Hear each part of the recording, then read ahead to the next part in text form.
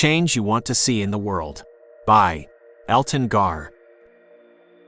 Everything was gone. Months of work burned to the ground in a few hours.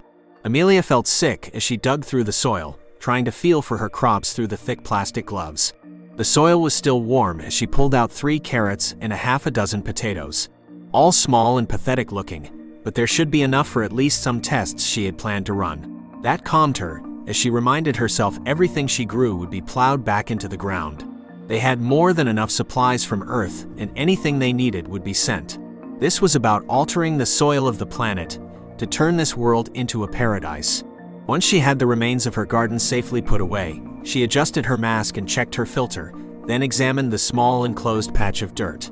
The most obvious clue this wasn't an accident was that the wire fence had been cut.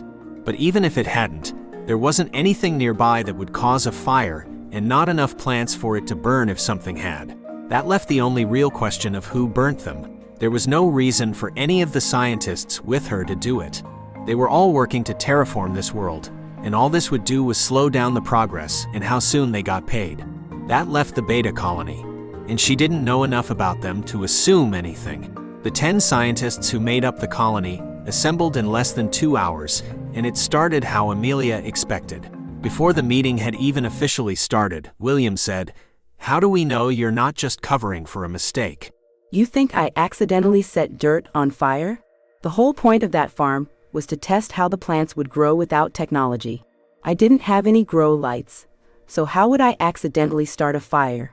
So you jumped to the idea that someone crossed 25 miles of untamed wilderness to set fire to a vegetable garden filled with food we couldn't even eat, Trent said. It was no surprise he was on William's side. What do we know about the Beta colony? Perhaps they plan on trying to force us to go back to Earth. They could have thought the farm was important, Greg said. As a biologist, he was the person who Amelia worked with the most. Then contact Earth, Tina said.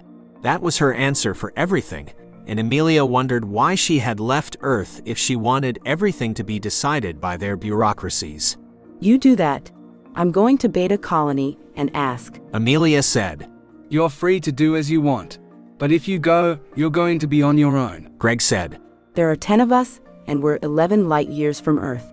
We're already on our own, Amelia said. Amelia stuffed 2 boxes full of filters into the backpack, along with enough food bars for 2 months and an extra water filtration pump. She then pulled on the skin-tight bodysuit that would protect her from the irritants in the air, put her most durable clothes on, then attached an extra mask to the small dome tent that would be the closest thing she had to a home during the trip. She waited until she reached the door to attach the mask. As she did, she wondered what this world would be like when they cleaned the air enough that people could live on it as comfortably as Earth. A new world free of the mistakes of the old one.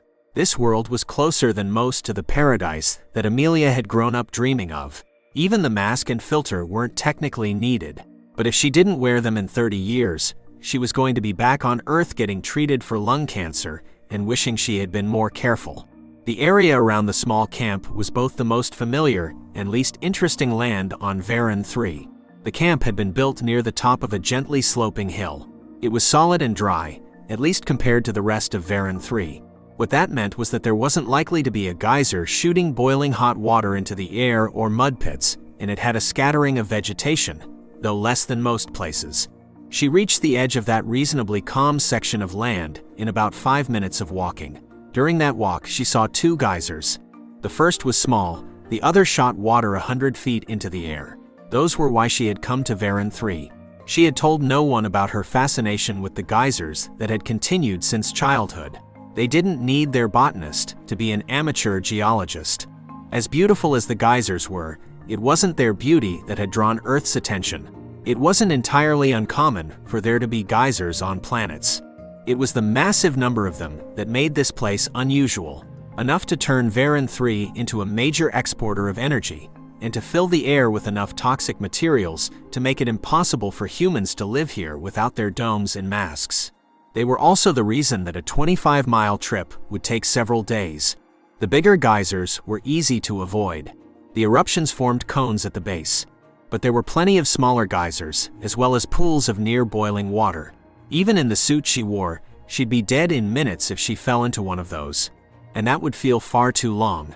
There had been geological surveys and maps, but the only real way to be certain you wouldn't break through the ground was to poke ahead with a walking stick, and even then she spent more time walking around areas that looked unsafe than she did walking towards the Beta colony camp.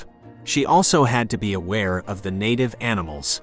Verin 3 had a diverse biosphere, and one that was almost entirely unexplored. What they knew was that there were large land animals, including predators. She made it about 3 miles the first day, and only got that far because she had found an animal trail that led largely in the right direction for almost 2 miles. But it didn't feel like a waste of time. She found 7 new plant species she cut samples from. That was as many as she had found in the 3 months around the edge of their camp. She set up her dome tent an hour before dark. She picked a small piece of dry ground next to a tree almost 2 feet across. A tree that size suggested the ground was unlikely to explode in a torrent of water. She collapsed into the tent so exhausted from the day's hike, she only pulled off the mask as the tent's systems cleaned the air. It took her almost an hour to work up the energy to pull one of the protein bars from her pack. She was chewing on the hard bar when someone said, "Would you fancy a visitor?" Once she picked up her bar from the floor of the dome, she said, Who is there? It had to be someone from the Beta colony. "I mean you no harm, and it is safer to travel together. I believe we're both going to the same place." She pulled on her mask and then opened the small door on the side of the tent. A man about 40 ducked inside the tent. He had bright blue eyes and skin tinted yellow. Skin that was exposed to the air but showed no signs of being irritated. Are you the one who burnt down my garden? "Are you the one threatening to release invasive species into the environment?" He asked sharply, then added, "Maximilian Stanton, but you can call me Max." Well, Max, you did some major damage to my experiments. "You are risking major damage to this planet." Maximilian said. This isn't a fragile ecosystem. It won't be harmed by a vegetable garden smaller than the one I had in my backyard on Earth. Amelia said. She didn't bother to explain that she was a botanist and had put in precautions to make sure that no invasive species of plants entered the biosphere. She doubted that someone willing to burn down a farm was likely to care. Earth wasn't fragile either, but we ruined it pretty effectively. Unless you think the way Earth is now is how it was before we got involved. Max said. That's why we're turning this world into a paradise. We understand things better than when people were burning fossil fuels and clear-cutting jungles. Amelia said. I don't think you do, but I'm too tired to change your mind today. Amelia took out an extra protein bar and tossed it to Max, then said, I have an extra mask and filters if you'd like to avoid lung cancer. The man chuckled and said, I'll be fine. I assume you have something to help with skin irritation too. Amelia said. Yep. Max said. Then he rolled onto his side, and before Amelia could work up to asking for more details, she heard him snoring. Max was sitting on a log next to a hot spring, holding a fishing pole. A waste of time. The pools of water were too small and too transient to have fish. He wasn't fishing. He was cooking. He had caught one of the foot-long brown creatures she had seen. They were, so far as she could tell, something similar to an armadillo without a tail, and huge, wide, soft feet that let them walk across the ground without fear of it cracking under them. We tried eating those, their meat is tough. Amelia said. It was a shame because the taste hadn't been bad, and the creatures were so docile that you could just pick them up, as they seemed to rely on their armor more than on speed to protect them. That's why I'm boiling it instead of cooking it. I saw one of the other animal putting one in, and so tried it myself. I think there is something in the water that tenderizes it, Max said, and he swung the pole up so that the creature hung down next to him. He had pried away the thinner shell on the bottom so that the water could get into it, and he reached into that and pulled out a long, thin strip of meat from it and stuffed it into his mouth. He then twisted the pole so it moved closer to Amelia and said, Want some? How do you know that water isn't toxic? Amelia asked, though that wasn't her actual issue. The genuine issue was that she didn't like to eat things that looked like animals, even the strange alien animals on this planet with their skin flaps and slitted eyes. You can tell by the color of the bacteria in the pool, Max said, pointing out the rainbow of colors at the bottom of the pool.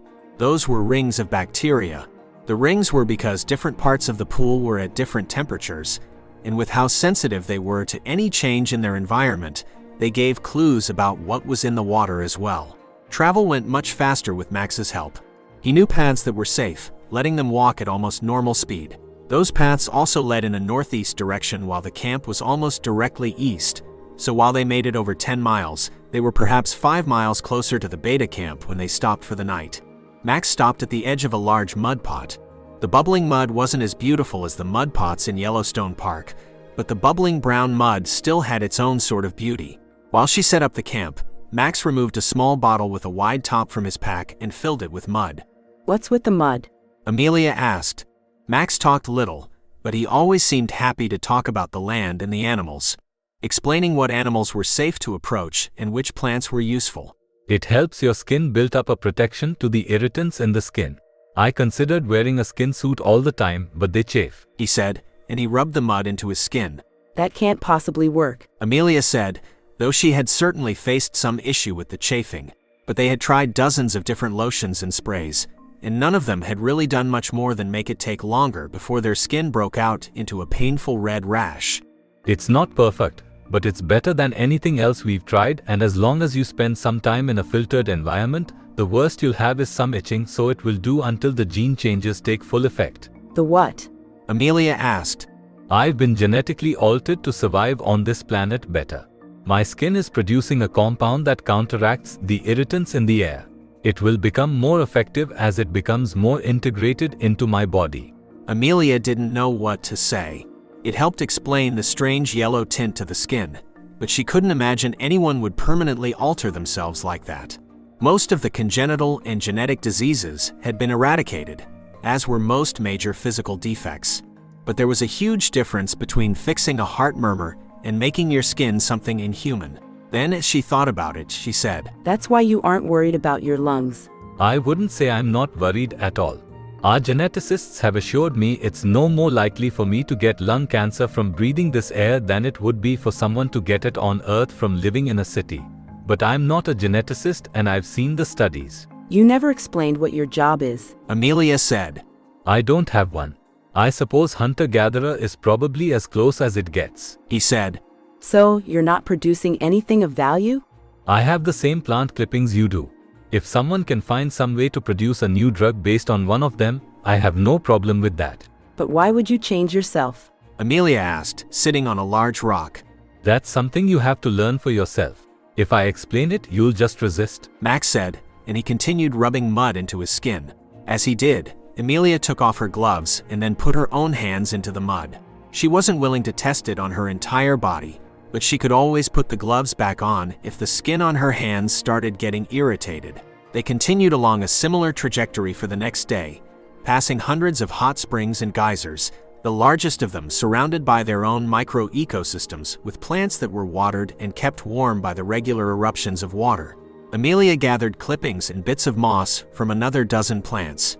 After the 10th time she made Max stop so she could cut a small branch of a new plant.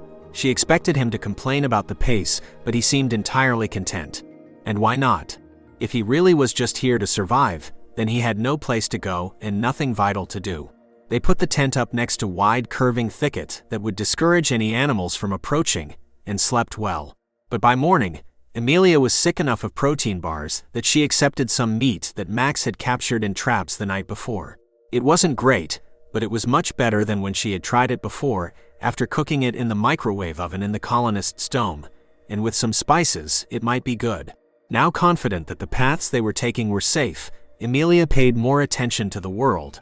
It was a healthy world filled with far more animals than Earth. The most common seemed to be a foot-long hairless creature somewhere between a shaved squirrel and a lizard with slits for eyes and wide flaps around the head that seemed to be used both to protect the head and to hear better.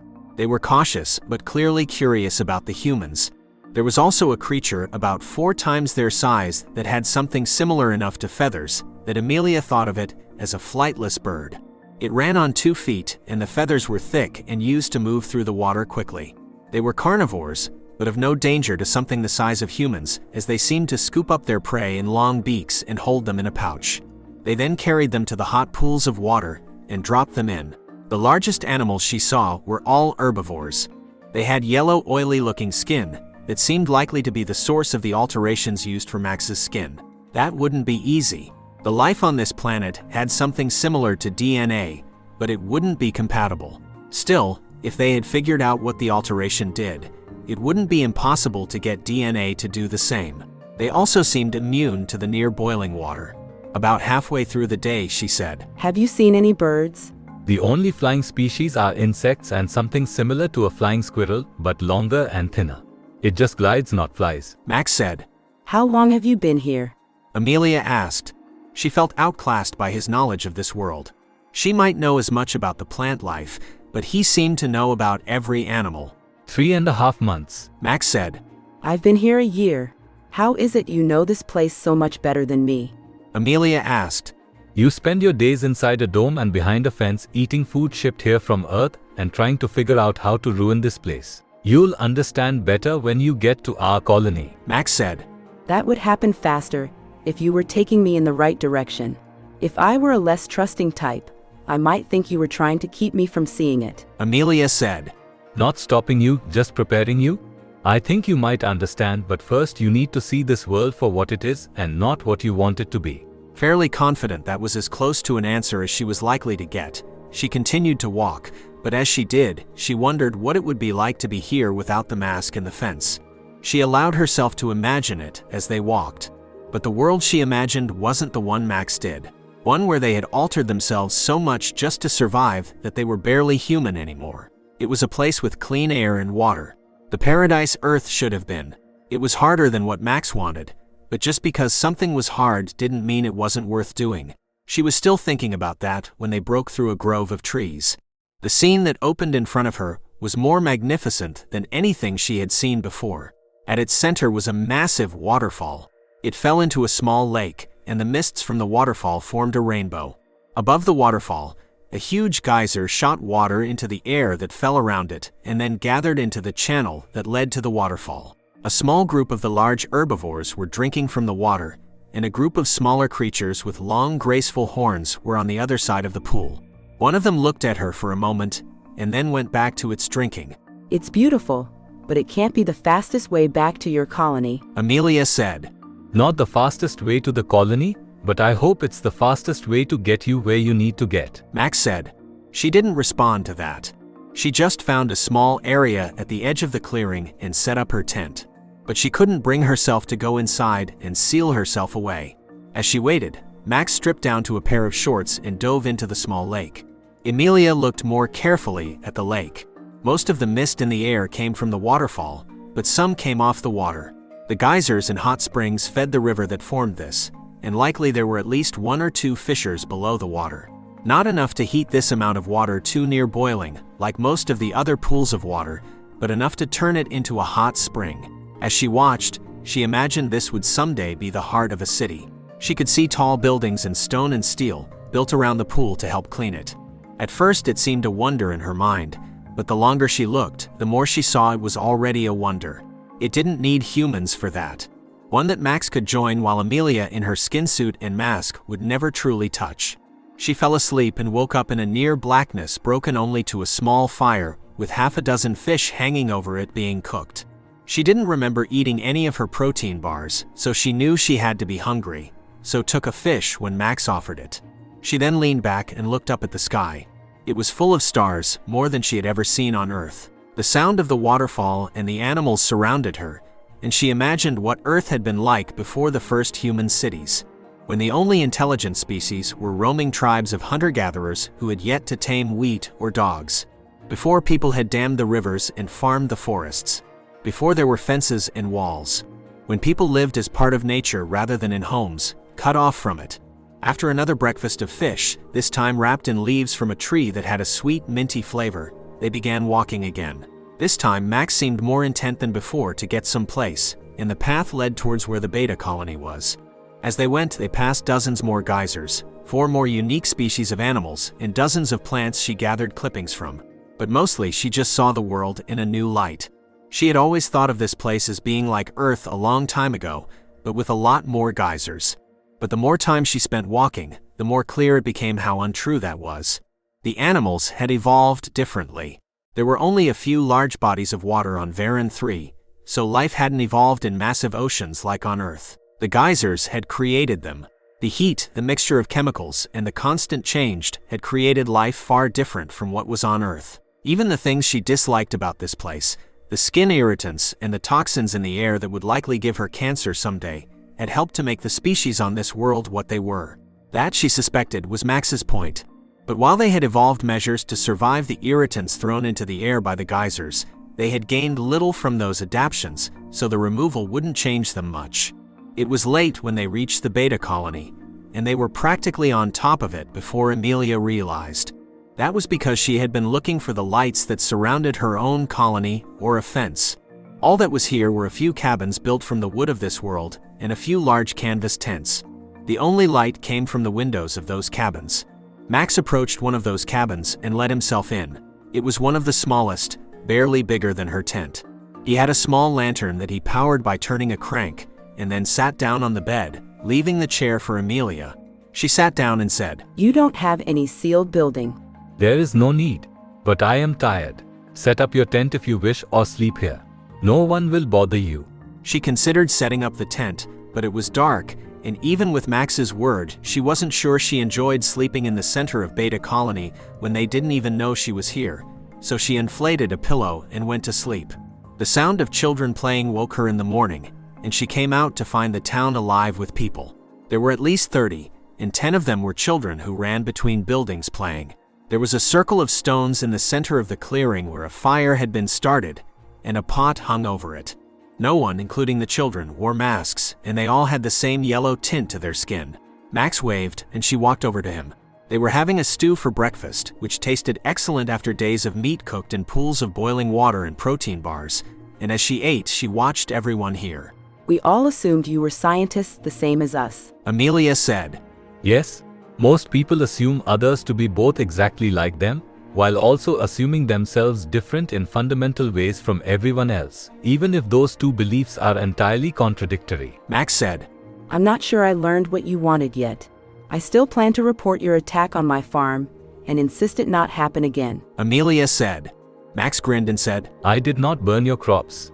I was watching your camp and I saw 2 men dressed in your skin suits do it. They said you could all make more money if you spent your time collecting specimens rather than playing in the dirt. It had to be William and Trent, and it sounded too much like them for her to not believe him. Why didn't you just tell me that? Amelia asked. You had no reason to believe me. But you don't want me to grow the crops. You still do not understand. Max said, sounding sad. I want to understand. You are more like them than you are like me. More like the people who cause the waters to rise on earth than you are like us. Max said. You're wrong. I've dedicated my entire life to making this world better. Amelia said. The men who burnt your crops wanted to force you to be what they needed. You are attempting to force this world to be what you need. Max said. I want to make it better. Amelia said. This is a beautiful world and one that exists in a way different from Earth. But all you see is the chance to turn it into Earth. You want others to pay the cost for what you want. You would rather change the entire world than yourself, and in the end you'll fail or end up with something so similar to Earth as to not matter. You need to stop forcing this world to be what you want and see the beauty in what it is. You are like all of them, forcing your ways onto everything around you. We instead focus on changing ourselves instead of others. Amelia thought she understood, and it was a beautiful world. Author's note. I wrote this story to remind myself of something important that I often forget. The world is a big place, and there is a lot that needs to be done and can be done. But in the end, you can't really change the world or other people. You can improve things sometimes. You might even improve people, but the only one you can actually change is yourself. And when you focus on that instead of the others, you can truly begin to see the beauty in the world and the people in it.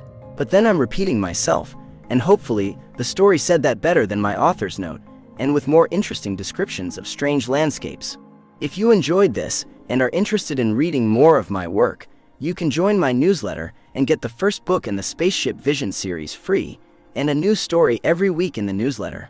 Or you can sign up for my Patreon at www.patreon.com/Elton. Thank you. Elton Gar.